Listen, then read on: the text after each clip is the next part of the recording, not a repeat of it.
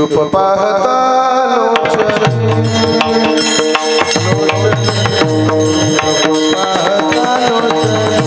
वा वा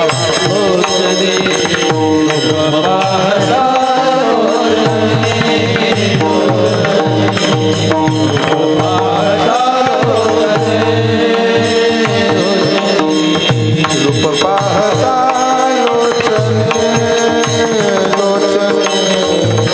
रूप पाहता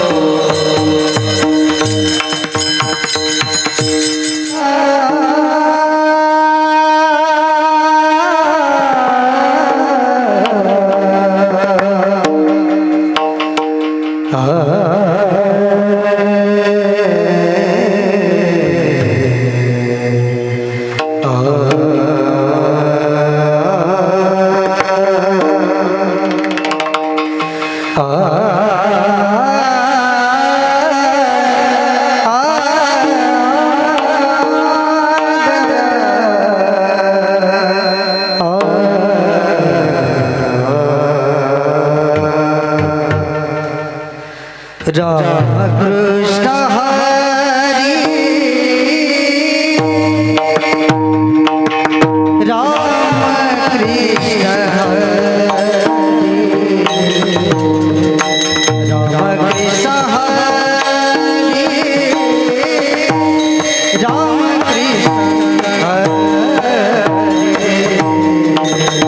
कृष्ण हरी राम कृष्ण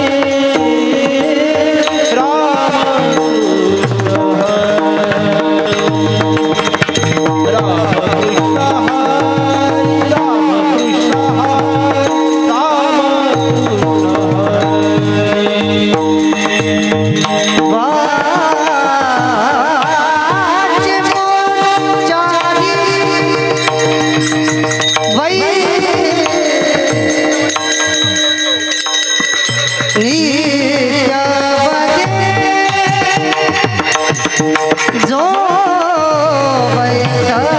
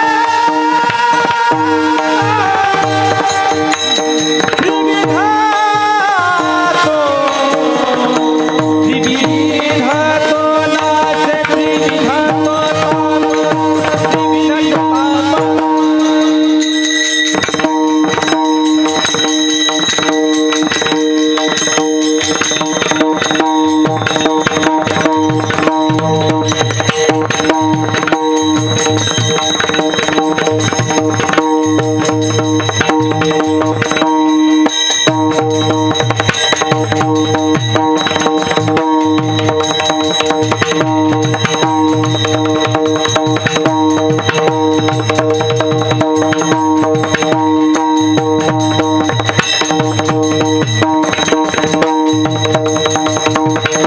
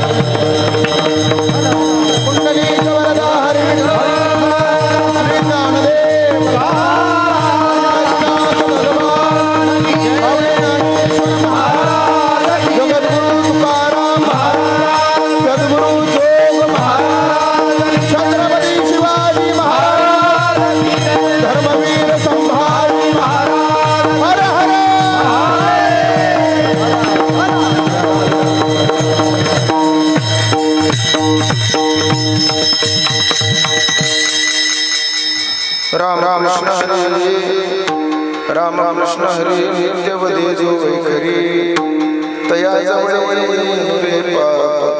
नाशी श्री विदतोता नामाची परब्रह्म नामाची परब्रह्म जोगयतोपुर तया जवळ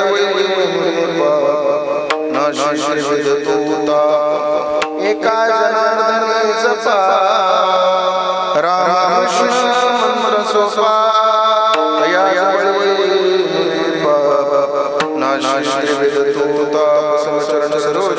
साम्राणी लावून जगनगन मंडन तरुण तरुण सुमाला सदय विठ्ठलम चिंतया पांडुरंगा पांडुरंगा दुसरे चरण संतांची त्यांच्या कृपादाने कथेचा बाबाजी सद्गुरुदास यांचे गिर्यास्मरण होय सकळचे कर ते जीवन दुसरे चरण सद्गुरूंचे नमस्कार आता ओम नमो ज्ञानेश्वरा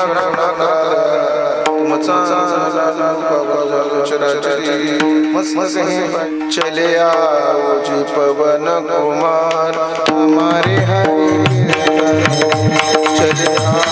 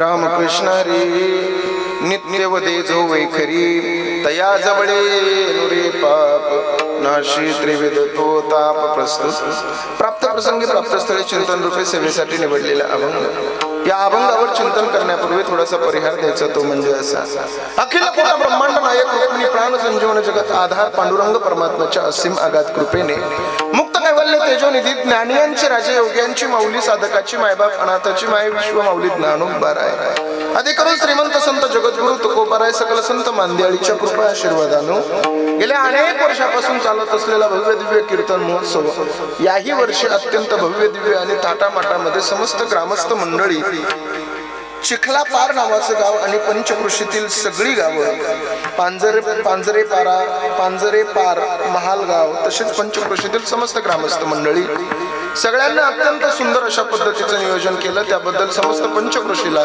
आणि समस्त ग्रामस्थांना माझ्या मनापासून त्या ठिकाणी तुमचं अभिनंदन आहे गेल्या 2-3 वर्षाच्या नंतर हा भव्य दिव्य कीर्तन महोत्सव आपल्या दारामध्ये आपल्या गावामध्ये या पंचकृषीमध्ये समापन्न होतो या सप्ताहासाठी इको कमी कर दादा थोडा या सप्ताहासाठी पंचकृषीतील परिसरातील सगळ्या गावांचं अत्यंत सुंदर योगदान आहे ज्यांनी ज्यांनी या सप्ताहासाठी योगदान देऊन आपली उपस्थिती दर्शवतात त्या सगळ्यांना मनापासून धन्यवाद देतो सेवेसाठी उपस्थित परिसरातील महाराष्ट्रातील नामवंत गायनाचार्य मंडळी नामवंत वादनाचार्य मंडळी सर्व भाविक भक्त मंडळी या ठिकाणी उपस्थित आहेत त्यांनाही धन्यवाद देतो ज्यांनी सुरुवातीची चाल गायली ते महाराष्ट्रातील नामवंत गायनाचार्य आदरणीय संगीत विशारद संगीत अलंकार श्री नाव सांगत चला नितीन महाराज या ठिकाणी उपस्थित आहेत महाराजांना मनापासून धन्यवाद देतो त्यांच्या शेजारी महाराष्ट्रातील नामवंत गायनाचार्य संगीत विशारद संगीत अलंकार आपल्या परिसराचं वैभव आदरणीय श्री हरिभक्त परायण दामोदर महाराज या ठिकाणी उपस्थित आहेत महाराजांना मनापासून धन्यवाद देतो माझ्या संपर्कात राहणारे आदरणीय आपल्या गावचे महाराज अजय महाराजही या ठिकाणी उपस्थित आहेत त्यांनाही धन्यवाद देतो हे विनेकरी बाबापासून आमचे आदरणीय महाराज रूपदेव वा किती अवघड नाव आहे महाराज रूपदेव महाराज या ठिकाणी उपस्थित आहेत त्यांनाही मनापासून धन्यवाद देतो ही सगळी आमची गुरुबंधू मंडळी या ठिकाणी उपस्थित आहेत ज्यांच्या मुखारविंदातून आपण कथा श्रवण करत आहात अशा आदरणीय गुरुतुल्य गुरुवर्य बाबा या ठिकाणी उपस्थित आहेत बाबांच्या चरणावर माझा प्रणिपात आहे तुम्हालाही धन्यवाद देतो आणि पकवाज वादकाला डबल धन्यवाद देतो आजपर्यंत बरेच बकवास सगळ्यांना माझे कीर्तन वाजवलेले पण कीर्तन वाजवत असताना किती पोषक पद्धतीनं वाजवलं पाहिजे, कीर्तनाला साथ कशा पद्धतीनं केली पाहिजे. विद्वत्ता तर सगळ्याकडेच आहे बाबा, विद्वत्तेला काही कमी नाही, पण ती वापरायची कुठं याचं डोकं बऱ्याच लोकांना नाही. ते डोकं ज्याला आहे ते आमचे आदरणीय गणेश महाराज या ठिकाणी उपस्थित आहेत. महाराजांसाठी एकदा जोरदार टाळ्या वाजवा. खरं तर आज खूप मोठा योग होता, पण माझं नशीब कमी म्हणायचं, माझ्या गाडीत नाही येता आलं तुम्हाला. महाराजांना मनापासून धन्यवाद देतो. मी त्यांच्यासाठी मगाय पण टाळ्या वाजवायला लावल्या, का माहितीये, थोडा आवाज कमी करा दादा. मी मगा त्यांच्यासाठी टाळ्या वाजवायला लावल्या, का माहितीये, त्याचं कारण आहे, माझं सगळ्यात जास्त प्रेम जर कोणावर असेल तर ते पखवाज वादकावर आहे. मग त्यांना माझा राग आला असेल कदाचित, पण महाराज वारकरी संप्रदायामध्ये सगळ्यात कष्टाची साधना कोणती असेल तर तिचं नाव मृदंग आहे.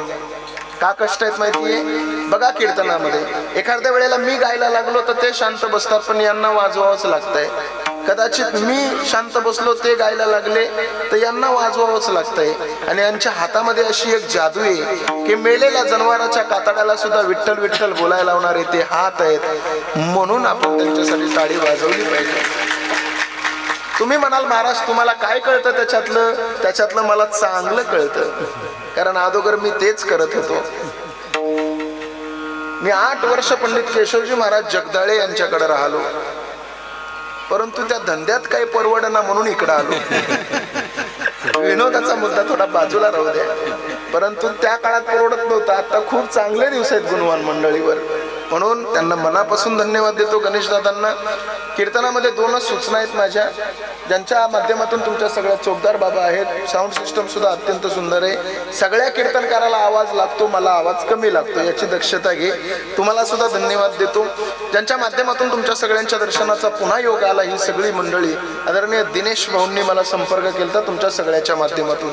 त्यांच्या मुलाला थोडं ऍडमिट केलेलं आहे. आपल्या सगळ्यांनी प्रार्थना करूया ज्ञानोबरायाच्या चरणावर की त्यांचं लेकरू लवकरात लवकर बरं झालं पाहिजे. ही नक्की प्रार्थना आपली सगळ्यांची असेल. सर्वांच्या चरणावर माझा विनम्र भावाने माथा टेकवून सेवेला सुरुवात विडाला.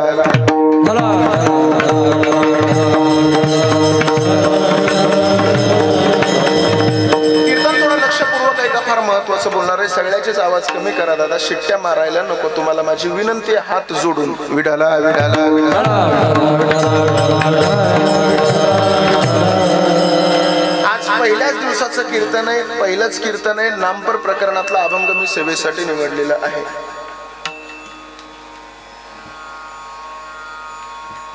वारकरी संप्रदायाची काही परंपरा आहे. सप्ताह 4 दिवसाचा असू द्या, 5 दिवसाचा असू द्या, 10 दिवसाचा असू द्या, महिन्याचा असू द्या. पहिला दिवस असला की नामपर प्रकरणातला अभंग असावा, मध्ये भक्ती ज्ञान वैराग्य असावं, जागराच्या दिवशी मागणी असावी आणि काला प्रकरणाच्या दिवशी श्रीकृष्ण परमात्म्याचं चरित्र असावं. आणि त्या परंपरेनं आज पहिल्या दिवशी नामपर प्रकरणातला अभंग सेवेसाठी निवडलाय.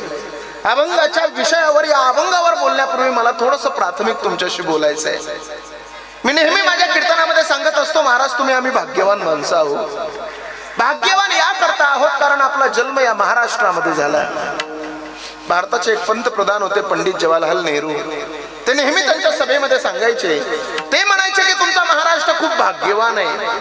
एका पत्रकाराने चलता चलता त्यांना प्रश्न विचारला, का हो साहेब, का आमचा महाराष्ट्र भाग्यवान आहे? त्यावेळेस त्यांनी फार सुंदर उत्तर दिलं.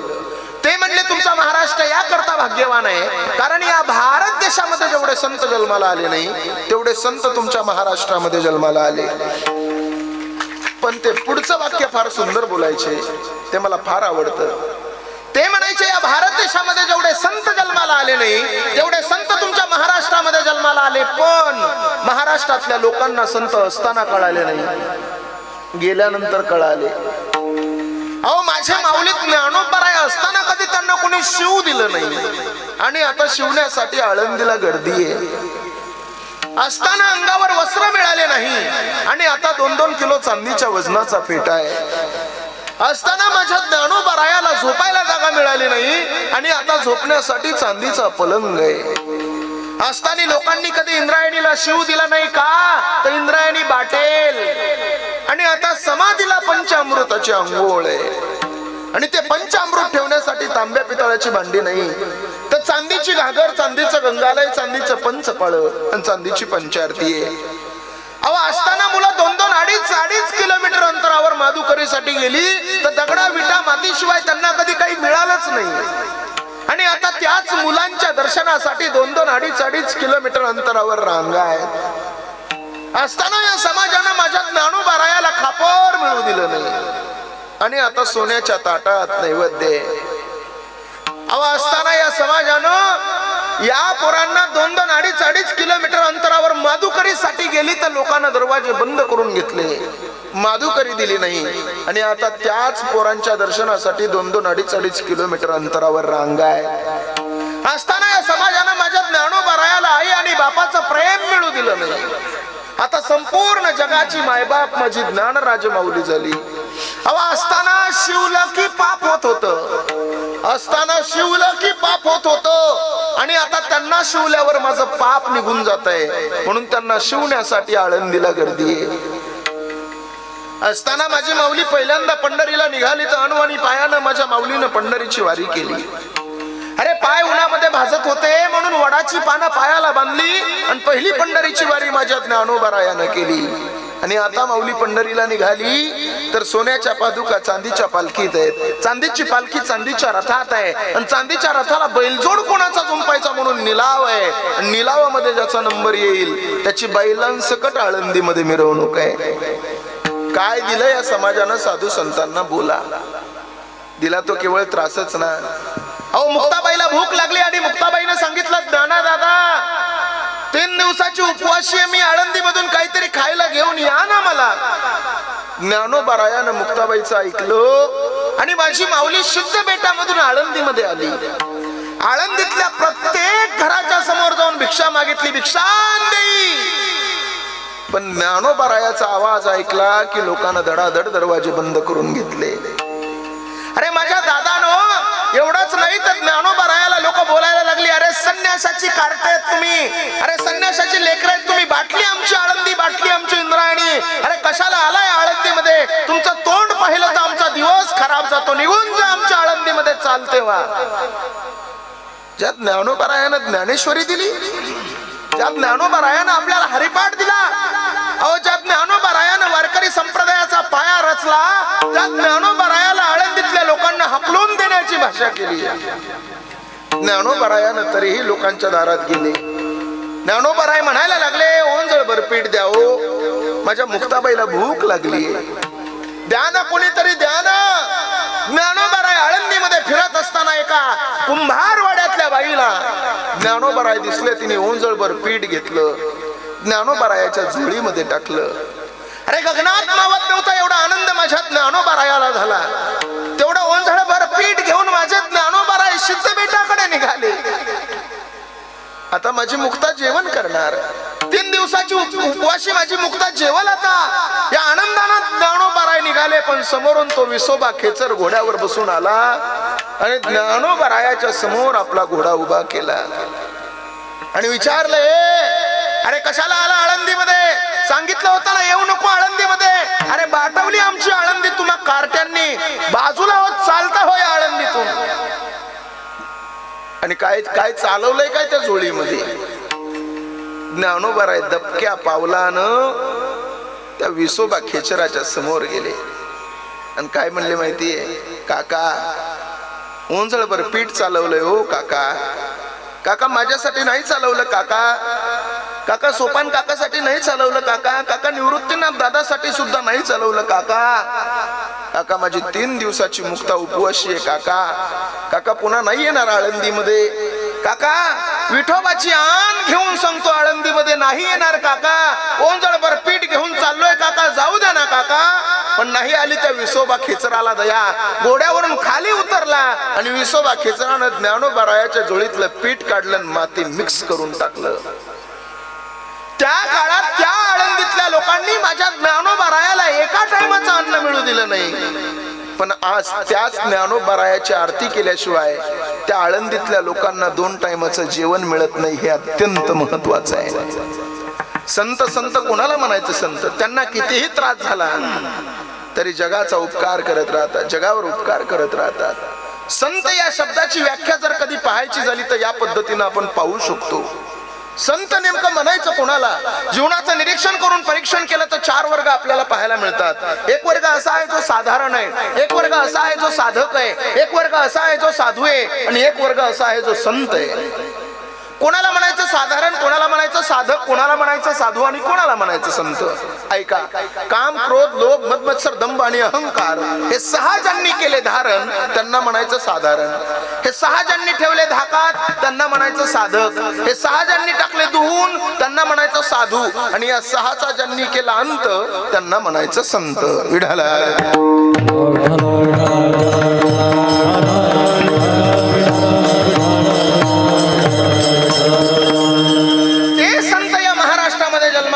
आपण भाग्यवान माणसं आहोत की आपला जन्म त्या तुकोबारायाच्या नंतर झालाय. तुकोबारायाच्या अगोदर आपला जन्म झाला असता तर आपल्याला गाथा कधी समजला नसता. ज्ञानोबारायाच्या अगोदर आपला जन्म झाला असता तर आपल्याला ज्ञानेश्वरी कधी समजली नसती. अरे छत्रपती शिवाजी राजांच्या अगोदर आपला जन्म झाला असता तर आपल्याला हिंदू म्हणून जगण्याचा अधिकार कधीच मिळाला नसता. या महापुरुषाच्या साधू संतांच्या पदस्पर्शाने पुनीत आणि पावन झालेल्या नगरीमध्ये आपला जन्म आहे. आपण भाग्यवान आहोत. सेवेसाठी निवडलेला अभंग त्याच महाराष्ट्रातला एका साधूचा आहे. काय त्या साधूचा परिचय सांगतो ऐका. विवेक ज्यांच्या घरी पाणी भरत होता, भक्तीचा वसा घेऊन जे कुटुंब वारकरी संप्रदायाच्या पावनभूमीमध्ये उदयाला आलेलं होतं, सातत्याने भविष्य काळावर दृष्टी ठेवून वर्तमान काळ चांगल्या पद्धतीने कसा जगायचा तुमच्या आमच्या सामान्य जीवाला ज्याला समजावून सांगितलं, अज्ञानाचं खंडन करून ज्ञानाचं मंडन केलं आणि देवाच्या जवळ जाऊन शांती प्रदान केली, असे शांतीब्रह्म एकनाथ महाराजांचा 4 चरणाचा अभंग. या अभंगामध्ये नाथ महाराज आपला जो काही वारकरी संप्रदाय आहे, या वारकरी संप्रदायाचा महामंत्र आहे रामकृष्ण हरी. अर्थात रामकृष्ण हरी महामंत्राची विशेषत्वानं परिशीलनात्मक सिद्धी करत करत नामाचा महिमान या अभंगाच्या माध्यमातून प्रगट करतात. विड्याला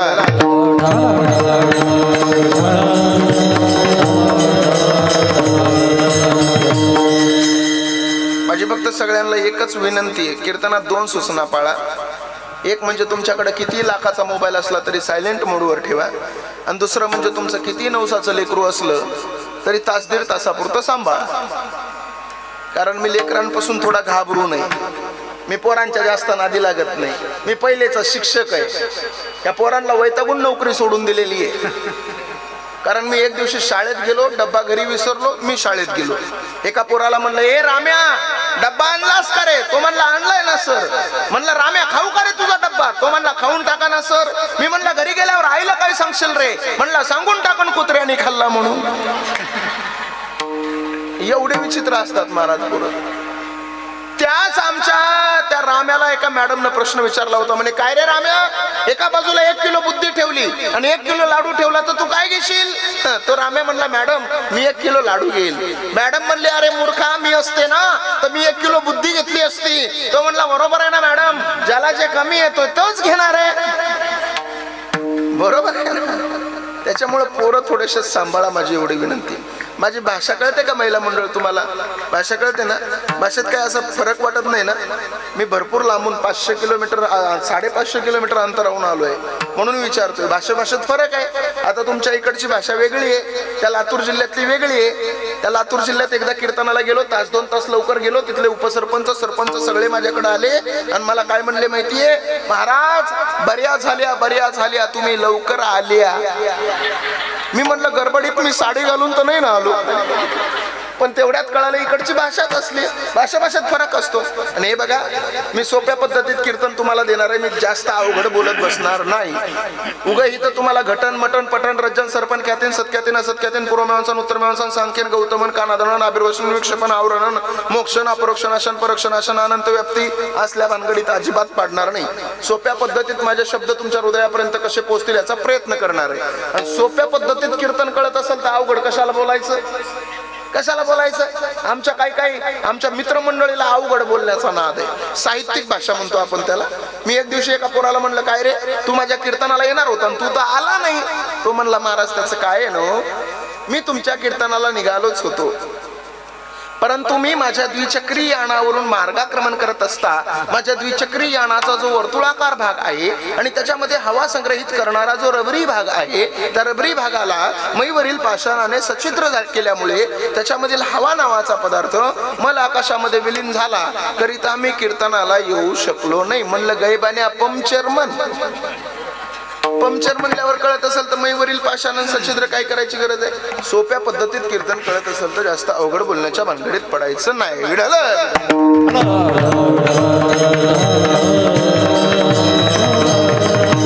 अभंग जरी तुमच्या परिचयाचा नसला, तुमच्या पाठातला नसला तरी अभंगाचा भाव अत्यंत सोपा आहे. रामकृष्ण हरी नित्य वदे जो वैखरी. जर तुम्ही तुमच्या या शरीरामध्ये 4 प्रकारच्या वाण्या परापश्चमी, मध्यमा आणि वैखरी, त्या वैखरी वाणीला तुम्ही रामकृष्ण हरी म्हणत गेलात तर तुमच्या जवळचं सगळं पाप नष्ट होऊ शकतं, अर्थात नष्ट होतच. म्हणून आपण रामकृष्ण हरी भजन केलं पाहिजे, देवाचं नामचिंतन केलं पाहिजे. महत्वाचं सांगतो मी तुम्हाला, महिला मंडळ माझे काही प्रश्न आहेत माझ्या कीर्तनात, तुम्हाला 5 प्रश्न विचारणार आहे. तुम्हाला 5ही प्रश्नाचं जी महिला योग्य उत्तर देणार आहे तिला शेवटी माझ्याकडून एक सोन्याचं नाणं सप्रेम भेट असणार आहे. नाणं 5 तोळ्याचं आहे. उत्तर देताना विचार करून उत्तर द्या. महिला मंडळ भरपूर दिवस झालं तुम्ही वारकरी संप्रदायाची साधना करता, बरोबर आहे? करता. तुम्ही पंढरपूरची वारी करता, बरोबर करता. तुम्ही आळंदीला जाता, तुमच्या गळ्यामध्ये पवित्र तुळशीची माळ आहे. महिला मंडळ, पहिला प्रश्न आहे माझा तुम्हाला, खरं खरं सांगा, या वारकरी संप्रदायाची स्थापना, साधना जर तुम्ही करत असाल तर आपल्या वारकरी संप्रदायाची स्थापना कोणी केली हो? वारकरी संप्रदायाची स्थापना कोणी केली? स्थापना तुकाराम महाराज, ज्ञानोबा आहे.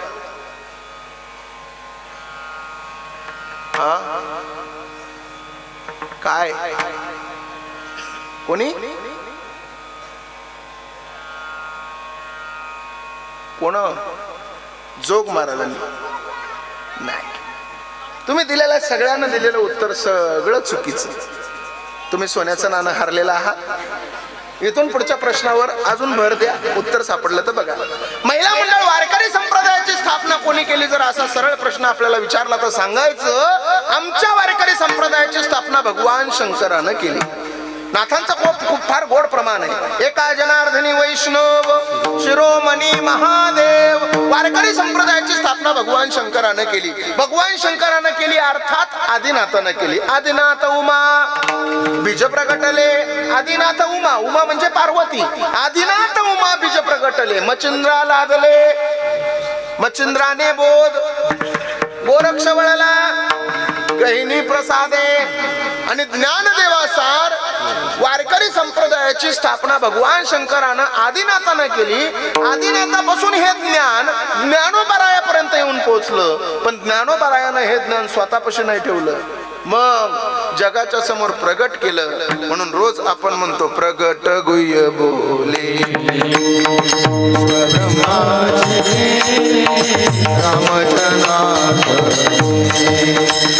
चरणी मस्तक ठेवे.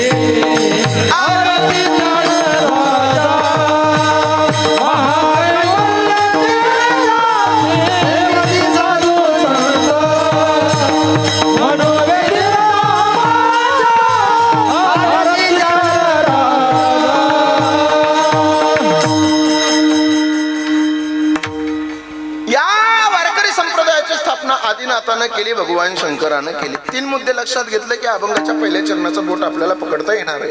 पहिला मुद्दा म्हणजे आमच्या वारकरी संप्रदायाची स्थापना भगवान शंकरानं केली. 2 नंबरचा मुद्दा, आपल्या वारकरी संप्रदायाची साधना करण्यासाठी आपल्याला हा सुंदर नरदेह मिळाला. किती सुंदर नरदेह आहे बघा ना. 2 हात आहेत, 2 डोळे आहेत, 2 कान आहेत, 2 पाय आहेत, आणि याच शरीरामध्ये आवळ्या एवढ्या आकाराचा एक मेंदू आहे. आणि त्या आवळ्या एवढ्या आकाराच्या मेंदूमध्ये एक बॉबिन फिट केलेली आहे. बॉबिन, बॉबिन हा शब्द तुम्हाला कळण्यासाठी देतो. त्या बॉबिन वरती एक बेल्ट चढवलाय. काय काम करतो तो बेल्ट? आपण दिवसभर काय पाहतो ते त्याच्यावर चित्रीकरण होतं. आपण दिवसभर काय ऐकतो ते त्याच्यावर रेकॉर्ड होतं. आणि संध्याकाळी झोपताना बटन दाबलं की दिवसभर काय घडलं ते संध्याकाळी सगळं तो दाखवण्याचं काम करतो. मग काय त्या बेल्टची लांबी? एका जपानच्या विल्सन नावाच्या शास्त्रज्ञानं सांगितलं पृथ्वीला 3 प्रदक्षिणा येतील एवढी मोठी त्या बेल्टची लांबी आहे. मग तो बेल्ट कोणाचा 10 वर्ष चालतो, कोणाचा 20 वर्ष, कोणाचा 40, कोणाचा 70, कोणाचा 100. पण आमच्या एका बहादरानं तर हा बेल्ट 1400 वर्ष चालवला होता. भंगार होऊन दिला नव्हता महाराज. सांगदेवाला मी एवढा सुंदर नरदेह देवानं आपल्याला दिला महाराज. वारकरी संप्रदायाची सेवा, त्या देवाचं नामचिंतन करण्यास कशासाठी दिला? देवे दिला देह भजना होया झाला पाठापातिकेचा, होया झाला पाठापातिकेचा. देवे दिला देह भजन गोमाता, होया झाला पाठापातिकेचा, होया झाला पाठापातिकेचा. सुंदर नरदेह देवाचं भजन, देवाचं नामचिंतन करण्यासाठी आपल्याला मिळाला. पण आपण देवाचं भजन करायला तयार नाही. रोज कीर्तन सांगताना कीर्तनकार सांगतात की देवाचं भजन करा, देवाचं नामचिंतन करा. रोज तुम्ही मोबाईलवर ऐकता, टीव्हीवर पाहता, रोज लोक सांगतात देवाचं भजन करा, देवाचं नामचिंतन करा. पण आपली लोक नामचिंतन करायला तयार नाहीत. लोकांची धाव आहे. वारकरी संप्रदाय हा नियमावलीतला नियमातला संप्रदाय महाराज. तुम्ही देवाचं भजन, देवाचं नामचिंतन केलंच पाहिजे, हे रोज आम्ही सांगतो. पण आमचे काही वेल एज्युकेटेड, सुशिक्षित, शिकलेली, हुशार माणसं आम्हाला म्हणतात, महाराज देवाचं भजन केल्यानं देव आपल्याला भेटतो का? मुंबईला माझं कीर्तन झालं आणि कीर्तन झाल्यावर एक वेल एज्युकेटेड, सुशिक्षित, शिकलेला, हुशार पोरगा माझ्या समोर आला. म्हणला, महाराज मला तुमच्यासोबत प्रश्न उत्तर करायचं आहे, मला तुमच्यासोबत रॅपिड फायर करायचं आहे, मला तुमच्यासोबत खंडन मंडन करायचं आहे. मी त्याला म्हणलं, गाडी रस्त्यावर थांबवू नको, हॉटेलमध्ये बस, टेबलला टेबल लाव, माझ्या समोर बस आणि तुला काय प्रश्न विचारायचे ते विचार. तो माझ्या समोर बसायला आला, पण येताना सोशल मीडिया सोबत घेऊन आला. 2-4 कॅमेरावाले, 2-4 माईकवाले. माझ्या समोर माईक पकडला त्यानं आणि त्यानं प्रश्न विचारायला सुरू केले. तो म्हणला, का हो महाराज तुम्ही रोज देवाचं भजन करता? म्हणलो हो. रोज कीर्तन करता? म्हणलो हो. रोज नामचिंतन करता? म्हणलो हो. तो म्हणला, जर तुम्ही रोज देवाचं भजन करता तर देव कधी तुमच्या स्वप्नात तरी आला का? मी म्हणलं, अजून तरी नाही आला. तो म्हणला, मग कशाला देवाचं भजन करता, कशाला कीर्तन करता, कशाला नामचिंतन करता? आणि खरं आहे ना त्याचं काय चुकीचं आहे बाबा? मी एवढ्या दिवस झाला आपण परमार्थ करतोय, टाळ वाजवतोय, पकवाज वाजवतोय, विचारा उभा राहिलेल्या सगळ्या लाईनीतल्या माणसांना, माझ्यापेक्षा वरिष्ठ माणसं आहेत ही, विचारा या सगळ्यांना, तुम्हाला कधी देव दिसला का? सगळ्याचं उत्तर येईल, आम्ही कधी देव पाहिला नाही.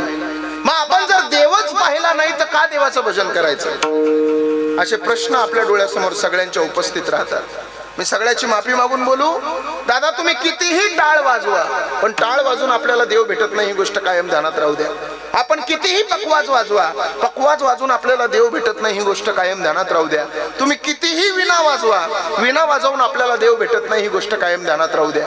हे तिघही कीर्तन सुटल्यावर माझ्याकडे येतील, मला म्हणतील, का हो बाबा टाळ वाजून देव भेटत नाही, पकवाज वाजून देव भेटत नाही, विणा वाजून देव भेटत नाही. हे जरी खरं असलं तरी आम्ही तिघं असल्याशिवाय तुमचं कीर्तन सुटत नाही, हे तुम्ही ध्यानात राहू द्या. अरे बाबा हो, तुम्ही तिघं असल्याशिवाय माझं कीर्तन सुटत नाही, हा तर पार्ट नंबर 2 आहे. तुम्ही तिघं असल्याशिवाय माझं कीर्तन सुरूच होत नाही, हा पार्ट नंबर 1 आहे. तरी सुद्धा मी माझ्या मतावर ठाम आहे. टाळ, पकवाज, विणा वाजून आपल्याला देव भेटत नाही. मग का वाजवायचा टाळ, का वाजवायचा पकवाज, का वाजवायचा विणा? कशासाठी एवढा मोठा सप्ताह करायचा? कशासाठी मुंबईवरचा महाराज बोलवायचा? अरे जर देवच भेटत नाही ना तर हे सगळं चाललंय कशाला? त्यासाठी पुन्हा एकदा महिला मंडळ, तुम्हाला माझा प्रश्न आहे. आता मात्र या एका प्रश्नाचं जरी उत्तर तुम्ही दिलं तरी तुम्ही सोन्याचं नाणं जिंकून घेतलं समजा. जी महिला उत्तर देईल तिला सोन्याचं नाणं 100% बक्षीस आहे. महिला मंडळ खरं खरं सांगा, तुम्ही तुमच्या लग्नामध्ये तुमच्या पतीचं नाव घेता, पती भेटावा म्हणून का भेटलेला पती टिकावा म्हणून?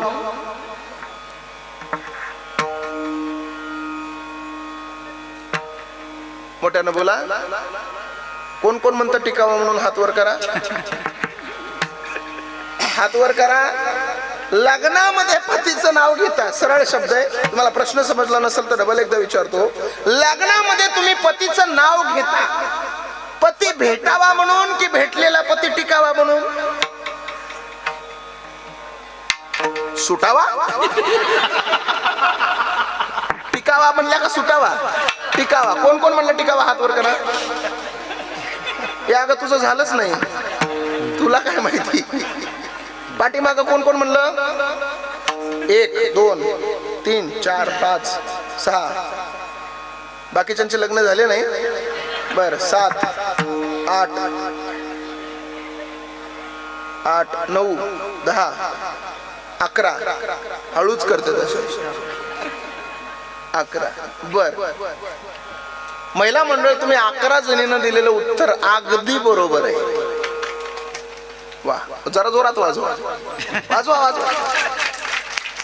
तुम्ही 11 जणींना दिलेलं उत्तर अगदी बरोबर आहे. पण सोन्याचं नाणं आपल्याकडे एकच आहे. नेमकं द्यायचं कोणाकोणाला हा प्रश्न महाराजांच्या समोर पडल्यामुळं हा प्रश्न इथंच बरखास्त करण्यात येतोय. नाण्याचा विचार आपण कधी नंतर योग आला तर पाहू. महिला मंडळ तुम्ही दिलेलं उत्तर फार सुंदर आहे, खरंच सुंदर आहे. तुम्ही म्हणलात लग्नामध्ये तुम्ही पतीचं नाव घेता पती भेटावा म्हणून नाही, तर भेटलेला पती अखंड तुमच्या संसारामध्ये टिकावा म्हणून. बरोबर की नाही? जुन्या काळात महिला मंडळ मालकाचं नाव नवऱ्याचं नाव घ्या म्हणलं की त्या नाव उखाण्यामध्ये घ्यायच्या. जुन्या काळात उखाण्यात नाव घ्यायचे नवऱ्याचं. तुमच्याकडे असेल का उखाणे? आहेत का? आहेत ना. ते शब्दाला शब्द जोडून तयार केलेले उखाणे असतात. ते जुन्या काळातले उखाणे चांगले होते. मला भरपूर येतात. एक म्हणू का? नको? बरं सांगतो ऐका. पंढरपुराच्या वाळवंटामध्ये डोक्यावर तुळस घेऊन पांडुरंग परमात्म्याकडे एक बाई पाहत होती. किती सुंदर उखाणा घेतला तिनं बघा. ती म्हणली येत होते जात होते खिडकीमधून पाहत होते खिडकीला 3 तारा अडकी त्याला उंदर 12 पान खाते 13 घाम येतो जरा जरा तिकडून आला व्यापारी त्याने दिली सुपारी सुपारी देते वाण्याला हंडा नेते पाण्याला पाणी आणते आडाचा वाडा बनते भिंगाचा वाड्यात वाडे 7 वाडे वाड्यात होता पलंग पलंगावर गादी गादीवर उशी उशीवर बशी बशीवर कप कपाला घर घराला भिंत भिंतीवर होती घडी घडीत वाजला 1 आणि पांडुरंगाचं नाव घेते मी ज्ञानोबा तुकोबाची लेक. असे मला 130 येते. अजून एक घेऊ का? नको? बरं जाऊ द्या नको. घेऊ की नको? बरं जाऊ द्या नको का घेऊ? असले म्हणले की घ्या घ्या. बाबांवरच घेतो एक. काय नाव आहे बाबांचं? पुंडलिक महाराज. बाबांवर घेतो ऐका. अहो आधी केली बारशी पैठण केलं गेल्या वर्षी पैठणची माता कवर पंढरपूरला जायची आवड पंढरपूरला विठ्ठल रुक्मिणीचा जोडा विठ्ठल रुक्मिणीच्या जोड्याच्या हवा पाहू कैकाडी महाराजाचा मठ पाहू कैकाडी महाराजाच्या मठाला घालते मी वेडा पुढा आला वाकडीचा वाडा वाकडीच्या वाड्याला सोन्याच्या हलकी पुढा आली मुक्ताबाईची पालखी मुक्ताबाईच्या पालखीला सोन्याचा तुरा पुढा आला गोपाळपुरा गोपाळपुऱ्यात जनाबाईचा खेळ आता झाली आळंदीला जायची वेळ आळंदीला थोडथोड साधू संत थोडथोड साधू संतांची करते मी सेवापती म्हणतात माहूरला जावा माहूरची साडी औंढा नागनाथाची पाहू फडी औंढा नागनाथापाशी झाली दाटी बासरला येणं केलं सरस्वतीसाठी सरस्वती पशी एक मुक्काम राहू राजूरचा गणपती पाहू राजूरच्या गणपती पशी चतुर्थी सोडली काही काही परळीला आले का बाई परळीच्या देवा शिवरात्रीला हवापती म्हणतात काशीला जावा काशीला केले 4 धाम आधी केली ब्रह्मगिरी नंतर केली त्र्यंबकेश्वरी पशी एक मुक्काम राहू हवा ललिताची पाहू शिर्डी साईबाबाला जाऊ शिर्डी साईबाबापाशी धनुष्यबाण मुंबई देवी छान आणि मुंबईमध्ये मंत्र्यांची भरली सभा आणि पुंडलिक महाराजांच्या पाठीमाग परमेश्वर उभा. हा जुना काळ आहे महाराज. जुन्या काळात जो आनंद जुन्या काळात जे समाधान होतं ना ते आता राहिलं नाही. बाबा तुमच्या काळात मोबाईल होता का? कॅम्प्युटर होतं तुमच्या काळात? लॅपटॉप होतं तुमच्या काळात? इंस्टाग्रामला अकाउंट आहे का तुमचं? बोला ना. नाही. विचारा या लोकांना. माझ्या दादानो यांच्या काळात मोबाईल नव्हता कॅम्प्युटर नव्हता लॅपटॉप नव्हता तरी सुद्धा बांधावर उभा राहून वैरणीच्या कडब्याचा हिशोब बोटावर मोजणारी माणसं आहेत तुम्ही. कारण तुमच्या काळात गणिताची पद्धत पावकी निमकी दीडकी सव्वाकी आउटकी होती. बरोबर आहे का? पाव एक पाव पाव दोन अर्धा पाव त्रिक पाऊन पावचक एक पाव सव्वा पावसक दीड पावसक पावण दोन पाव आठ दोन पाव 9 सव्वा 2 पाव 2 अडीच निम एक निम निम 2 1 निम त्रिक दीड निम चौक 2 निम 45 निम 3 निम 7.5 निम 8 निम 4.5 निम 5 पाऊन एक पाऊन पाऊन 2 दीड पाऊन त्रिक सव्वा 2 पाऊन चौक 3 पाऊन 5 पाऊन 4 पाऊन 6.5 पाऊन 7 सव्वा 5 पाऊन 8 6 पाऊन 9 पाऊन 7 पाऊन 10 7.5 असे लय मोठे येतात पण एका पाकिटात एवढं ज्ञान मी लोकांपर्यंत पोहोचू देत नाही. माझा हे व्यक्तिगत आणि वैयक्तिक नियम आहे म्हणून महत्वाचं बोलतो. जुना काळ तो जुना काळच होता. खरं सांगा खरंच सांगतो बाबा जुन्या काळातली शिक्षण व्यवस्था एवढी स्ट्रॉंग होती आताची तेवढी राहिली नाही. यदा कदाचित जर माझ्या कीर्तनात कोणी शिक्षक असेल तर त्याला माझा राग येऊ देऊ नका. पण आताची शिक्षण व्यवस्था एवढी भंगार झाली आहे. शिक्षक वर्गात गेले की पोरांना शिकवायला सुरू करतात a square foot plus b square foot it equal to c square foot. शिकवणारालाही कळे ना कमन शिकवतोय आणि शिकणाराचं तर बजेटच बसलं नाही. कशाला शिकवतं हे ज्ञान? ते भूगोलाचे ते विज्ञानाचे शिक्षक आले की आम्ल पदार्थ फरक स्पष्ट करा. अरे इथं लग्नाला 5-5 वर्ष झाली, अजून नवरा बायकोचा फरक पशु आहे ना, आणि तुम्हाला आमला नांबलीची पडले. कशाला शिकवता हे ज्ञान?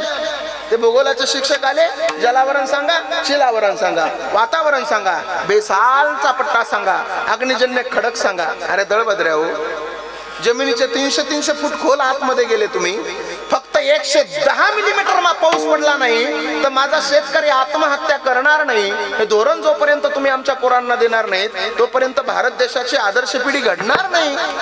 कशाला देता येत ज्ञान? काय कामाचा? तो नेपोलियन बोनापार्ट आमच्या काय कामाचा? तो हिटलर आमच्या काय कामाचा? तो वास्को डी गामा आमच्या काय कामाचा? कशाला देता हे ज्ञान आमच्या पोरांना? आमच्या पोरांना शिकवायचं, तुम्हाला शिकवायचं असेल तर वयाच्या 16व्या वर्षी तोरण्याला तोरण बांधणाऱ्या छत्रपती शिवाजी महाराजांचा इतिहास आमच्या पोरांना शिकवा. कशाला शिकवता तो नेपोलियन बोनापार्ट? सांगा ना आमच्या पोरांना कोण होते छत्रपती शिवाजी महाराज? अरे 350 वर्षापूर्वी जिजाऊंच्या कुशीमध्ये जन्मलेला निरागस बाळ म्हणजे शिवबा. इंग्रज, पोर्तुगीज, फ्रेंच यांसारख्या अत्याचारांचा काळ म्हणजे शिवबा.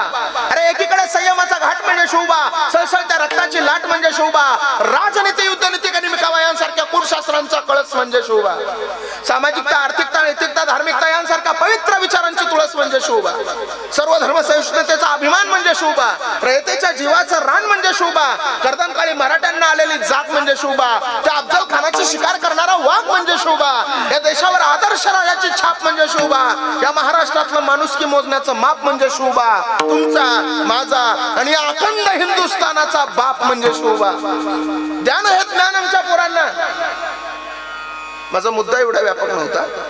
माझा मुद्दा इथपर्यंतच होता. महिला मंडळ जुन्या काळामध्ये उखाणे घ्यायच्या, चांगला होता जुन्या काळ. तुम्हाला काटवट माहितीये का? काटवट, काटवट ती लाकडाची असते, भाकरी करतात. काय म्हणतात तुमच्याकडे त्याला? कोपर म्हणतात, कोपर. त्या कोपराला 2 कान असतात, बरोबर ना? 3 असतात का? 2 का 3? तुमच्याकडे माणूस मेल्यावर जाळतात का कसं? जीव गेल्यावर? जीव गेल्यावर का मेल्यावर? अच्छा, चला जाऊ. ते कोपर जो असतो ना, कोपर, त्याच्यामध्ये भाकर करता तुम्ही, बरोबर? पण ते आता निघून गेलं. आता परातीमध्ये भाकरी करायला लागल्या तुम्ही, बरोबर ना? परातीत. बाबा, कोपर मधल्या भाकरीला चव का परातीतल्या भाकरीला चव? कोपर मधल्या. का? लाकडाची आहे म्हणून? नाही नाही, कोपर मधल्या भाकरीला चव का लागते माहितीये? कारण त्या कोपरला भाकरी करत असताना महिला मंडळीला पाय ठेवण्यासाठी त्याला जागा असते, आणि महिला मंडळ त्याच्यावर पाय ठेवून भाकर करतात म्हणून त्याला चव लागते.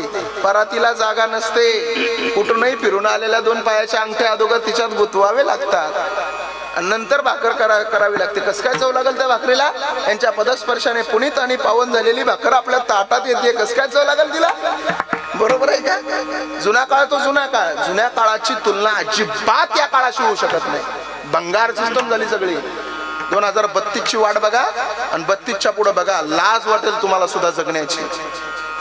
लहानपण, आपलं लहानपण बघा आणि इथून पुढच्या या लेकरांचं लहानपण भयानक वातावरणामध्ये जाणार आहे. जोपर्यंत तुमच्या पोरांना तुम्ही ज्ञानोबा राय, तुकोबा राय, जोपर्यंत प्रभू रामचंद्र यांच्या हृदयापर्यंत पोहोचत नाहीत ना तुम्ही, तोपर्यंत तुमचा काळ चांगला जाईलच याची गॅरंटी अजिबात नाही. विढाला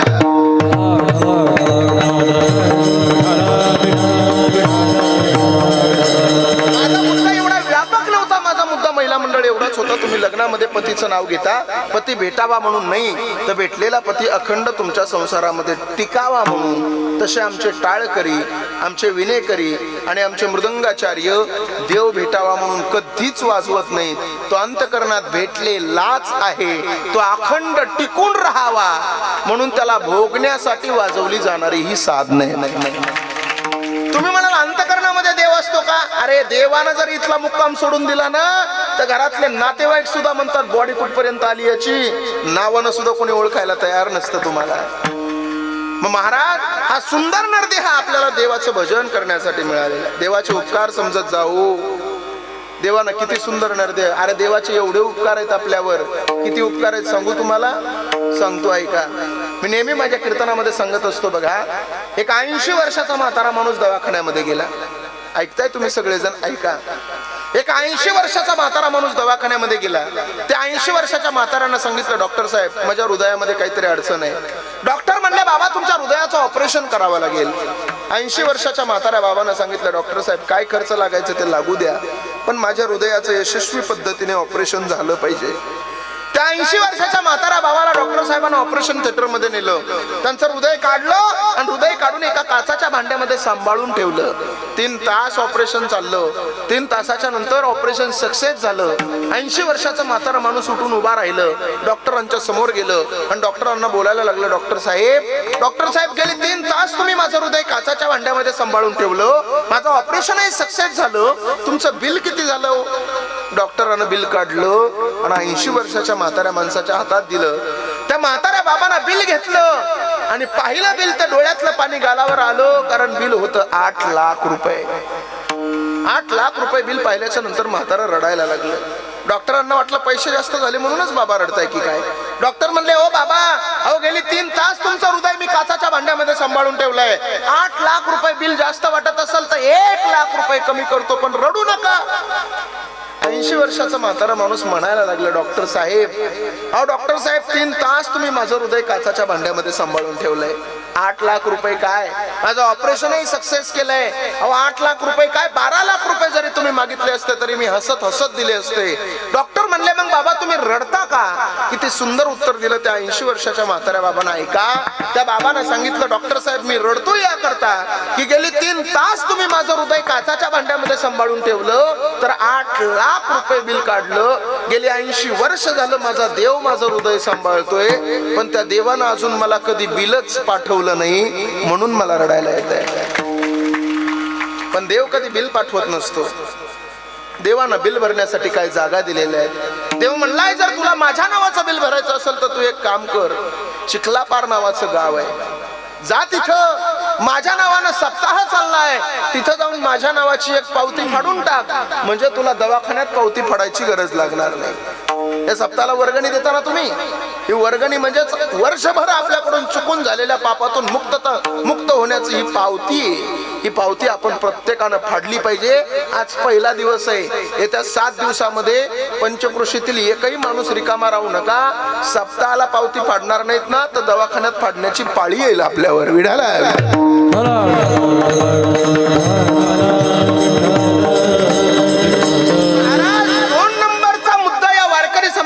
साधना करण्यासाठी हा सुंदर नरदेव मिळाला. 3 नंबरचा मुद्दा असा आहे, ज्या भगवान शंकरानं या वारकरी संप्रदायाची साधना केली, स्थापना केली, त्याच भगवान शंकरानं या वारकरी संप्रदायाची साधना या नरदेहानं करण्यासाठी आपल्याला एक मंत्र दिला. बघा कोणता मंत्र? सेवाचा म्हणते देवाच्या दया म्हणते देवाच्या दया म्हणते देवाच्या दया हरी हरी हरी हा शिवाचा म्हणते देवाच्या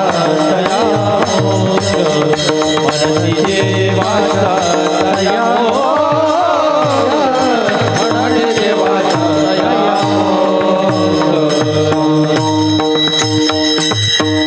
हरी हरी हरी मंत्र हा शिवाचा. असे टाळकरी पाहिजेत. किती सुंदर आहे हो. जसं प्रमाण पाहिजे तसं फिट प्रमाण देणारी माणसं पाहिजेत. आणि एवढे चांगले टाळकरी रोजच आम्हाला भेटत नाहीत. कधी कधी टाळकऱ्यांची साथ इतकी वाईट भेटती, त्याच्यापेक्षा कोरोनाची बरी वाटती. अहो खरं सांगतो, मी एका माझ्या काल्याच्या कीर्तनात अभंग घेतला होता. रंगनी रांगत गुलगुला बोलत. काय अभंग होता? रंगनी रांगत गुलगुला बोलत. पाठीमागचे सगळे म्हणत होते रंगनी रांगत गंगुला बोलत. काय करायचं सांग. पण मस्त भगवान शंकरानं दिलेला मंत्र हरी हरी हरी मंत्र हा शिवाचा म्हणती जय वाचा. अहो तुम्ही मुखानं हरी हरी म्हणलात की तुम्हाला मोक्ष मिळतोय. बरं हे का सहज आहे काय? याला पुरावेत.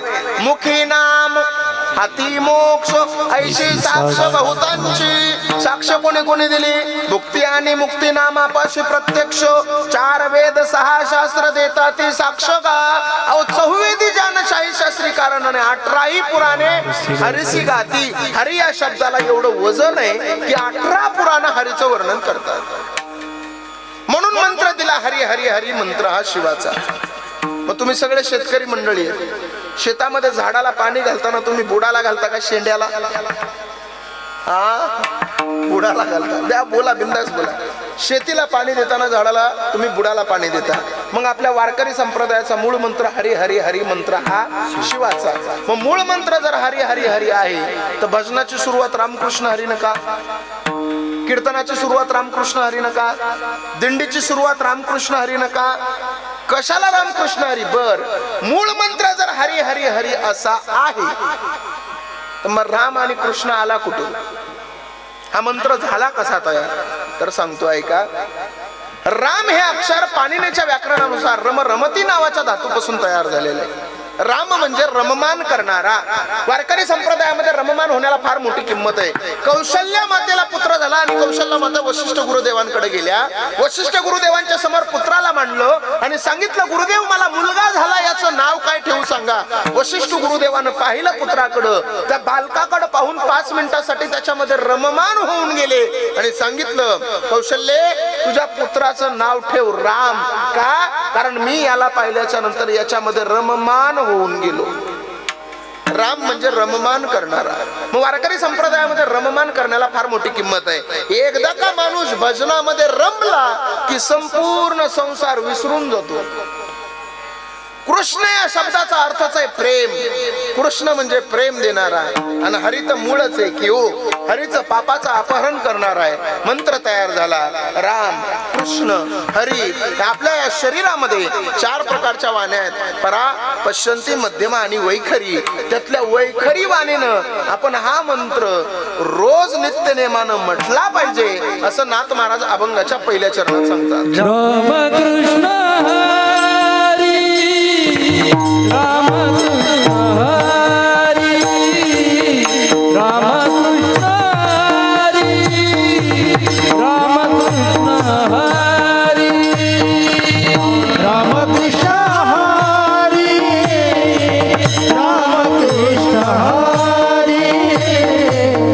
रामकृष्ण हरी रामकृष्ण हरी रामकृष्ण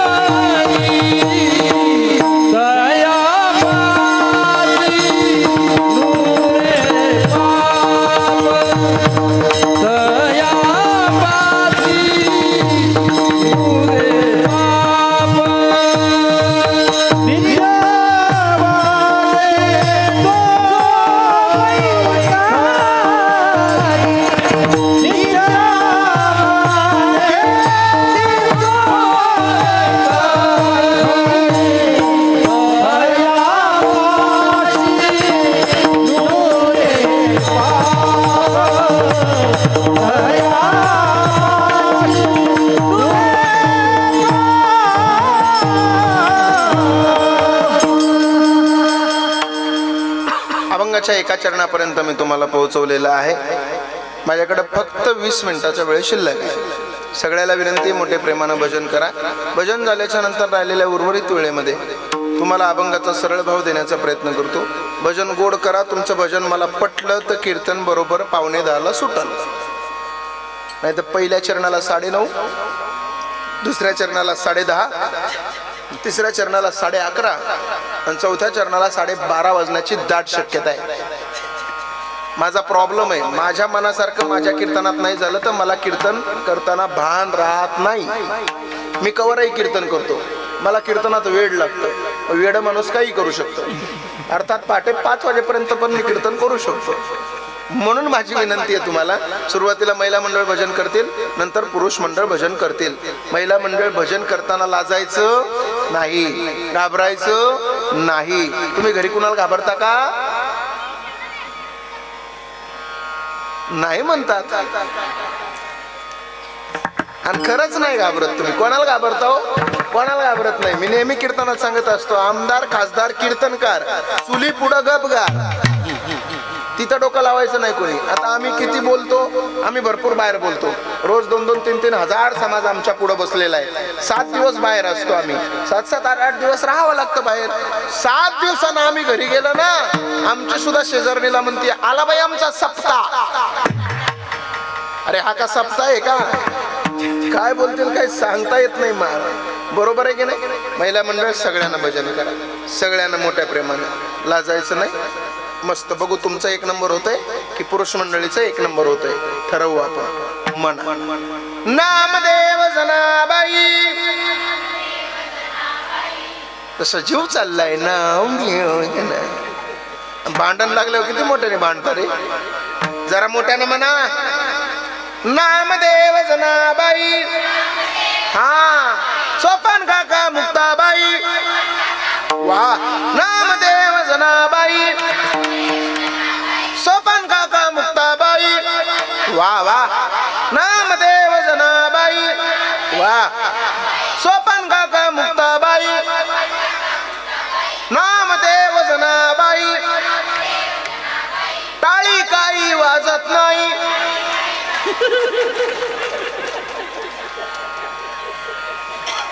अरे याडे हळदीनो टाळी वाजवायला लावली होती तुम्हाला, म्हणायला नव्हतं सांगितलं. तरी पण काही काही तेच म्हणल्या, टाळी टाळी वाजत नाही. महिला मंडळ तुम्ही भजन केलं खरं, पण तुमचं भजन काही मला पटलं नाही, अजिबात पटलं नाही. भजन कसं करावं लागतं माहितीये तुम्हाला? भजन किती गोड करावं लागतं, भजन किती शिस्तीत करावं लागतं, भजनामध्ये आवाज किती सुंदर असतो, भजनामध्ये आवाज किती मंजूळ असतो. हे जर तुम्हाला पाहायचं असेल तर आता आमच्या पुरुष मंडळीचं पहा. ए मंजूळ आवाजाचे धनी, माझी सगळी इज्जत तुमच्या हातात आहे. तुमच्या जीवावर भरपूर बोललोय त्यांना. सगळ्या पुरुष मंडळीने हात वर करा. पुरुष मंडळी हात वर, बाबा सोडून सगळ्यांना हात वर. ज्याला ज्याला वाटतं मी पुरुष आहे त्याने हात वर करा. आणि खरं सांगा पोरांनो, महिला मंडळीपेक्षा 1 नंबर आवाज येणार का? मोठ्यान बोला, येणार का? वा तुमच्याकडून निवडणुकीला उभा राहणार आहे, बहुमताने विजय आपला झाला पाहिजे. हात वर. काय करते तुम्हाला भजनातलं काही कळतं का? कसं असतं भजन माहितीये का? शिका, आमच्याकडून शिका. बघा किती गोड भजन करतात. म्हणारे सगळे राधे कृष्ण राधे कृष्ण कृष्ण कृष्ण राधे राधे.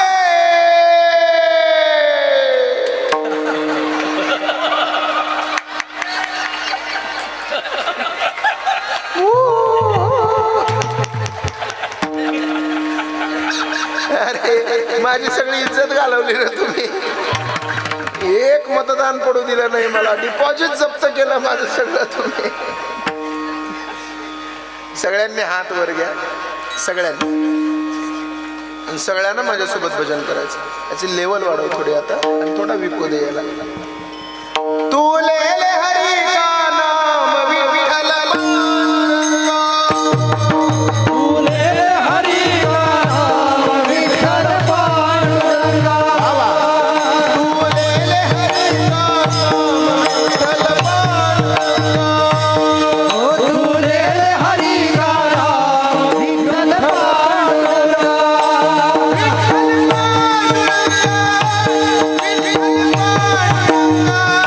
Thank you.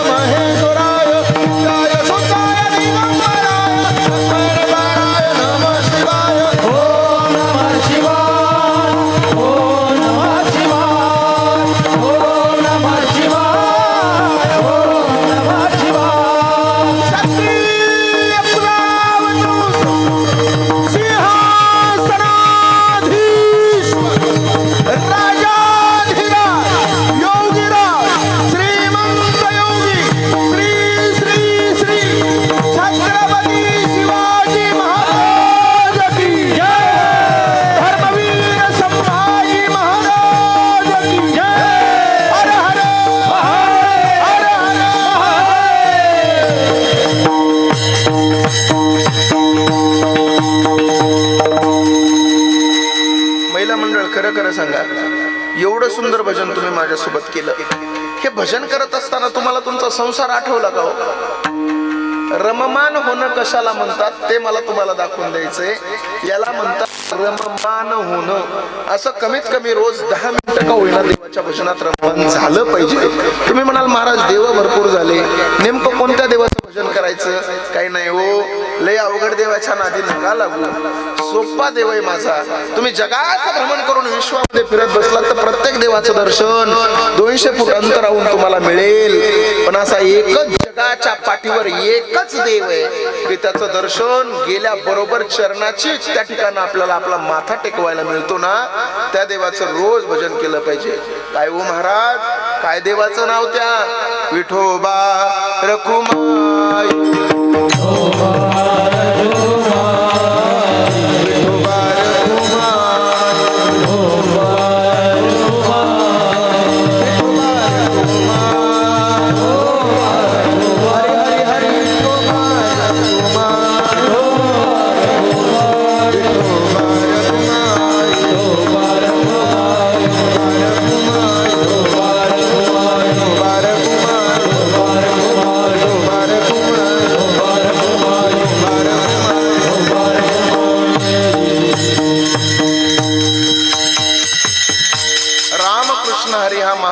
तयार झाला. हा महामंत्र आपण वैखरी वाणीनं घेतला पाहिजे. वैखरी वाणीनं हा महामंत्र घेतला महाराज, आम्ही घेऊ. नाथ महाराज म्हणताना तुम्ही वैखरी वाणीनं आपण देवाचं नामचिंतन केलं पाहिजे, देवाचा मंत्र घेतला पाहिजे. 100% घेऊ. पण बरीचशी लोक फायदा विचारूनच काम करतात. आपण लोकांना सांगितलं ना देवाचं भजन करा, देवाचं नामचिंतन करा, लोक म्हणतात त्यांनी काय होईल?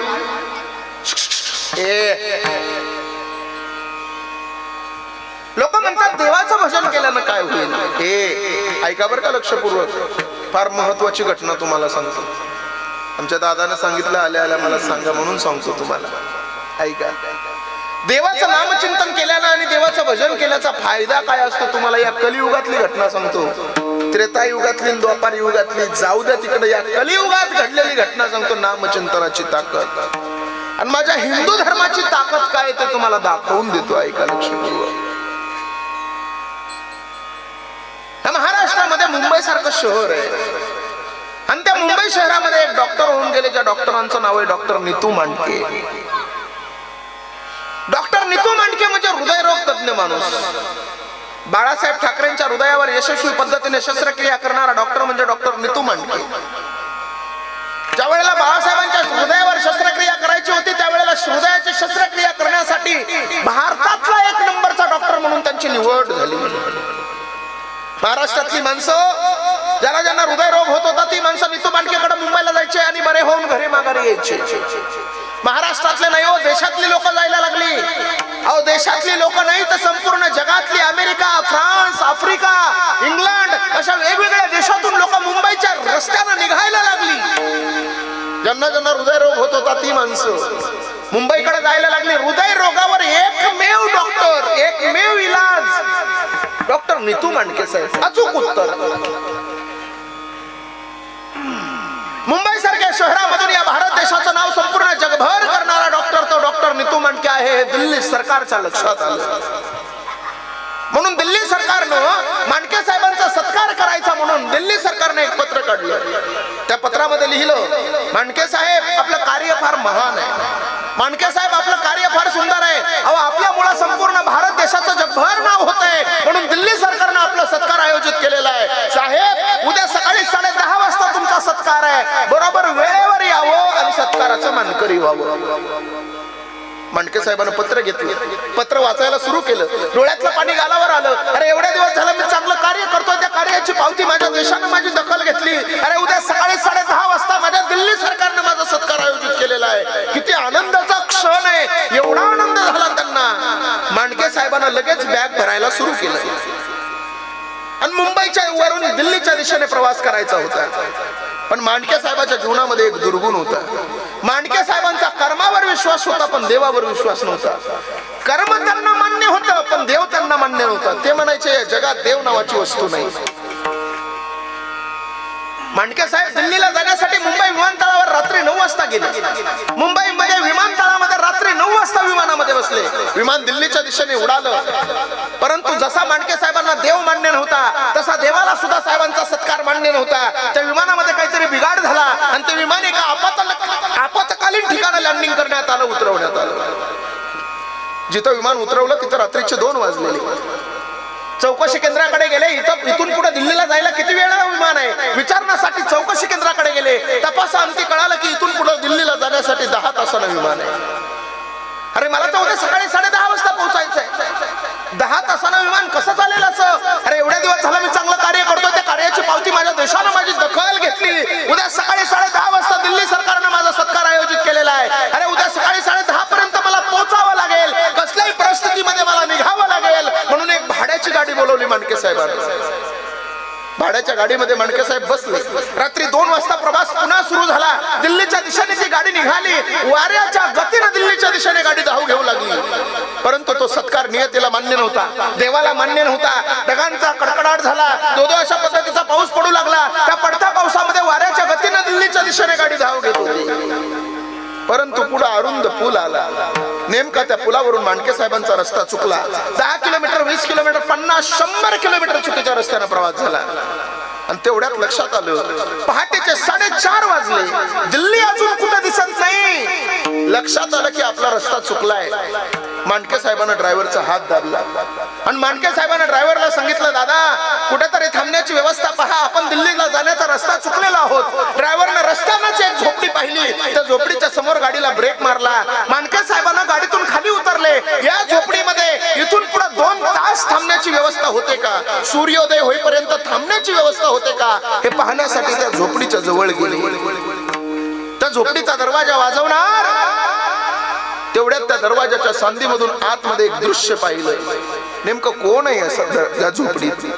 आतमध्ये पाहिलं तर पहाटेचे 4:30 वाजता एक महिला, एक विधवा बाई पाळणा बांधलेला होता. श्रीकृष्ण परमात्म्याची मूर्ती त्या पाळण्यामध्ये ठेवलेली होती. त्या पाळण्याला एक दोरी बांधलेली होती आणि ती बाई त्या पाळण्याला झोका देत देत भजन करत होती. श्रीकृष्ण गोविंद हरे मुरारी, हे नाथ नारायण वासुदेवा, असं तिचं भजन चाललेलं होतं. मांडके साहेबाला नेमकं ते मान्य नव्हतं, पण नाविलाज होता म्हणून दरवाजा वाजवला.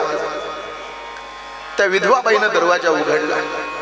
विचारलं, कोण आपण? साहेबांना स्वतःचं नाव नाही सांगितलं. साहेबांना स्वतःचा परिचय नाही दिला.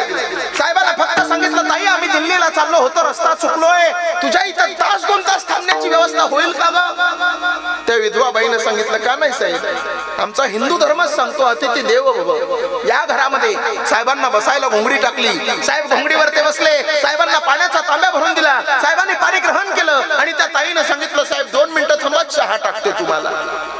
चुलीवर चहा सुद्धा टाकला तिनं. पण नामचिंतनाची एवढी वेडी होती, तिला वाटलं हा चहा उकळेपर्यंत पुन्हा आपण देवाचं भजन करू, देवाचं नामचिंतन करू. पुन्हा पाळण्याच्या समोर गेली. पुन्हा दोरी हातात पकडली. पुन्हा झोका द्यायला लागला आणि पुन्हा पाळण्याचं भजन सुरू झालं. श्रीकृष्ण गोविंद हरे मुरारी, हे नाथ नारायण वासुदेवा. 5 मिनिटं झालं, 10 मिनिटं झालं, 15 मिनिटं झालं, 20 मिनिटं झालं. त्या भजनामध्ये रममान होऊन गेली. अचानक लक्षामध्ये आलं, कोणीतरी बाहेर पाहुणा आलाय. चुलीवर चहा टाकलाय. उठली, पटकन धावत धावत चुलीकडे गेली. पाहिलं तोपर्यंत चुलीवरचा संपूर्ण चहा जळून गेलेला होता. पुन्हा साहेबांकडे आले. साहेब 2 मिनिटं थांबा, दुसरा चहा टाकते. आता मात्र साहेबांना सांगितलं, हे ताई मला तुझ्या घरचा चहा नाही घ्यायचा, मला तुझ्या घरचं पाणी नाही प्यायचं. आता मी त्याच वेळेस तुझ्या घरचा चहा घेईल ज्या वेळेस तू माझ्या 2 प्रश्नाची उत्तरं देशील. 2 प्रश्नाची उत्तर? अहो साहेब तुमचं नाव तरी सांगा. अहो साहेब तुमचा परिचय नाही, तुमचं नाव मला माहित नाही, तुमच्याबद्दल मला काहीच माहित नाही साहेब, आणि तुम्ही डायरेक्ट कोणता प्रश्न विचारता, कशासाठी साहेब? अहो अगोदर तुमचं नाव तरी सांगा. साहेबांना सांगितलं, माझं नाव मी तुला नंतर सांगतो, अगोदर माझ्या प्रश्नाची उत्तर दे. आणि न राहुल साहेबांना पहिला प्रश्न तिला विचारला. साहेबांना सांगितलं तिला, अगं ताई मी तुझ्या घरचा चहा पाणी घेतो, पण माझ्या प्रश्नाचं उत्तर दे. माझा पहिला प्रश्न आहे तुला. अगं ताई गेली अर्धा तास झाला मी पाहतोय तू त्या पाळण्याला झोका देतीये, त्या पाळण्यामध्ये नेमकं कोण आहे? त्यावेळेस त्या ताईने सांगितलं, साहेब त्या पाळण्यामध्ये माझा श्रीकृष्ण परमात्मा आहे.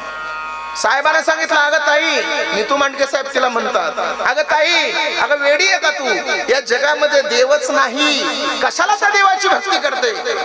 आता मात्र ताई चिडली आणि ताई काय म्हणली माहितीये? ओ साहेब जरा तोंड सांभाळून बोला. अहो साहेब तुमचं गाव कोणतं, तुमचं नाव काय, तुम्ही करता काय, तुम्ही राहता कुठं, तुम्ही काम कोणतं करता, तुम्ही चाललात कुठं, तुमच्याबद्दल मला काहीच माहित नाही. तरी सुद्धा तुमच्या प्रश्नाची उत्तर देते मी. दुसरा प्रश्न तुम्ही फार सुंदर विचारला. साहेब तुम्ही म्हणला कशासाठी तू या देवाची भक्ती करते? तर ऐका ना साहेब, साहेब बघा ना पुढे एक पलंग आहे, पलंग. अहो साहेब त्या पलंगावरती माझं 5 वर्षाचं लेकरू आहे ओ साहेब, आणि त्या 5 वर्षाच्या लेकराला हृदय रोग झालाय. असं म्हणतात बा मुंबईला फार मोठा डॉक्टर आहे नीतू मांडके, त्याच्याकडे जाण्यासाठी फार पैसे लागतात, पण ते पैसे माझ्याकडे नाहीत साहेब. साहेब मला माहितीये माझ्या या देवाची भक्ती करत असताना हा देव असा एखादा माणूस माझ्याकडे पाठवल की तो माणूस मला घेऊन त्या नीतू मांडकेकडे जाईल. आता मात्र साहेबांच्या डोळ्यात पाणी आलं. साहेब काय म्हणले माहितीये? ए ताई, अगं ज्याच्याकडे गाडी आहे, ज्याच्याकडे बंगला आहे, ज्याच्याकडे माडी आहे, ज्याच्याकडे पैसा आहे, ती माणसं नीतू मांडकेला भेटण्यासाठी मुंबईला येतात. पण ज्याच्याकडे एकनिष्ठतेने देवाचं नामचिंतन आहे ना, त्याला भेटण्यासाठी आज मुंबईवरून नीतू मांडके तुझ्या कुटियात हजर आहे. ही नामचिंतनाची ताकद. म्हणून तर नाथ महाराज म्हणतात, एकदा का तुम्ही रामकृष्ण हरी भजनाचं नामचिंतन केलं तर तुमच्या जीवनामध्ये कसल्याही प्रकारचं ताप राहणार नाही, पाप राहणार नाही. तया जवळे नुरे पाप नाशी त्रिवेद तो ताप. आणि ते सोपं आहे. तुम्हाला यज्ञ याग विधी क्रिया काही करायची गरज नाही. नाम ते सुलभ सोपं आहे. ते नामसंकीर्तन साधन पै सोपे. आणि जळतील पापे जन्मांतरीचे. तया जवळी नुरे पाप नाशी त्रिवेद तो ताप. नाम तेचे परब्रह्म आणि जप यज्ञ तो परम. महाराज कसं आहे ते? सोपं आहे. एका जनार्दनी जपा राम कृष्ण मंत्र सोपा. अभंगाचा सरळ भाव तुमच्या समोर दिलेला आहे. झालंय माझं कीर्तन. फक्त जाता जाता माझी तुम्हाला विनंती आहे, 5 मिनिटं द्या माझा तुमचा वेळ. मला जास्त वेळ घेणार नाही तुमचा.